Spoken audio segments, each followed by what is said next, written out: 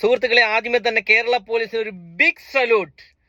മറ്റവളെ പിടിച്ചിട്ടുണ്ട്. ഷിംജിത ഇപ്പോൾ പിടിയിലായിരിക്കുന്നു എന്നുള്ള വിവരം പുറത്തു വരുന്നുണ്ട്. അവളെ വടകരയിൽ നിന്ന് പൊക്കിയിട്ടുണ്ട്, അവളുടെ ബന്ധുക്കളുടെ വീട്ടിൽ നിന്നും. നിന്റെ പബ്ലിസിറ്റിക്ക് വേണ്ടി നീ ഒരു മനുഷ്യന്റെ ജീവിതമാണ് തകർത്തത്. ഇനി നമുക്ക് നോക്കാം ഇവൾക്ക് എന്ത് മാതൃകാപരമായുള്ള ശിക്ഷയാണ് കൊടുക്കുന്നത് എന്ന്. കാരണം ഈ ശിക്ഷ കണ്ടിട്ട് വേണം ബാക്കിയുള്ള, അത് നീ ആണാന്നോ പെണ്ണാന്നോ, ആരും ഒരാളുടെ ജീവിതം വെച്ച് കളിക്കരുത് എന്നുള്ളത്. റീച്ചിനും പബ്ലിസിറ്റിനും വേണ്ടി.